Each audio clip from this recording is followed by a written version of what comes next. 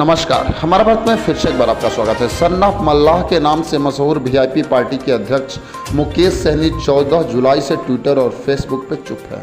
उनका एनडीए में जाने का सपना टूट गया है। मुकेश सहनी पटना छोड़ के मुंबई में बैठे हैं। दिल्ली में भाजपा ने एनडीए की मीटिंग बुलाई है, जिसमें 38 पार्टियों को न्योता भी दिया गया है, लेकिन उसमें मुकेश सहनी की विकासशील इंसान पार्टी शामिल नहीं है।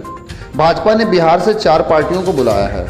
चिराग पासवान की पार्टी लोजपा रामविलास, पशुपति कुमार पारस की पार्टी रालोजपा, उपेंद्र कुशवाहा की पार्टी रालोजद और जीतनराम मांझी की हम को न्योता मिला है। और ये सब पार्टियां एनडीए मीटिंग में शामिल भी हुई हैं। जिन पार्टियों और नेताओं के एनडीए में जाने की अटकलें थी, उसमें बस मुकेश सहनी ही बच गए हैं, जिन्हें ना बीजेपी अध्यक्ष जेपी नड्डा की चिट्ठी आई, ना गृह मंत्री अमित शाह का कोई फोन आया। बीजेपी की तरफ से उनसे केंद्रीय मंत्री नित्यानंद राय बात कर रहे थे, लेकिन बातचीत न्योता में नहीं बदल पाई और मुकेश सहनी दिल्ली की एनडीए के बैठक में शामिल होते होते छूट गए।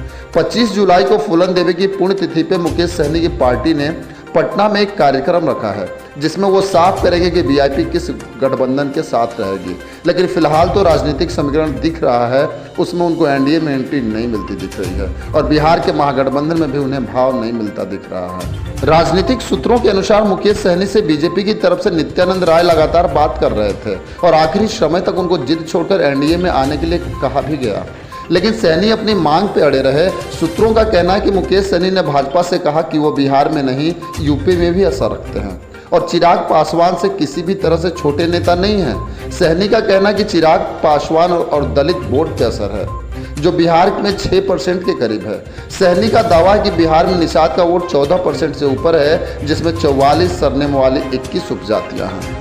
वहीं वोट बेस के आधार पर मुकेश सहनी खुद को चिराग से बड़ा नेता मानते हैं। इस आधार पर उन्होंने बीजेपी से 2024 के लोकसभा चुनाव में चिराग की पार्टी लोजपा रामविलास के बराबर सीट मांगी है। मुकेश सहनी ने बीजेपी से साफ कहा कि उनको चिराग से एक भी कम सीट मंजूर नहीं है। बीजेपी ने मुकेश सहनी की मांगों को बहुत ज्यादा बताकर उनको अभी के लिए एनडीए से दूर रखा है। बीजेपी चाहते कि ज्यादा से ज्यादा 2 लोकसभा सीट पे मुकेश सहनी मान जाए तो ठीक, नहीं तो उनको छोड़ दिया जाएगा। बातचीत आगे भी चलती रहेगी। बीजेपी ने मुकेश सहनी को ये कह दिया कि जिससे चैप्टर क्लोज का खतरा अभी नहीं है, हम उसको कोई भाव नहीं देने वाले हैं। बीजेपी को यह भी लगता है कि निषाद वोट पर मुकेश सहनी का वैसा असर नहीं है जैसा चिराग पासवान का अपने वोटरों पे है। मल्लाह पिछले कई चुनाव से बीजेपी को वोट कर रहे हैं, इसलिए बीजेपी को लगता है कि इस वोट के लिए उसे मुकेश सहनी के सामने बहुत ज़्यादा झुकने की जरूरत नहीं है। मुकेश सहनी एनडीए में रहेंगे तो ये उनके लिए बेहतर होगा। बीजेपी ये भी देख रही है कि मुकेश सहनी अब तक एक भी चुनाव नहीं जीत सके हैं।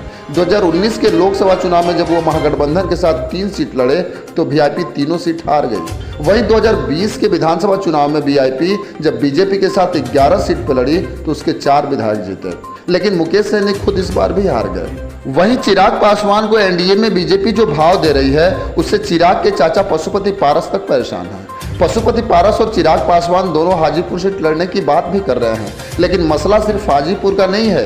बीजेपी अगर चिराग को महत्व देगी तो पशुपति पारस के साथ से न सिर्फ हाजीपुर सीट का एनडीए टिकट छूटेगा, बल्कि पारस कैंप की बाकी 4 सीट नवादा, समस्तीपुर, वैशाली और खगड़िया पे भी चिराग कैंप धावा बोल सकते हैं। बस आज के लिए इतना ही, फिर मिलेंगे।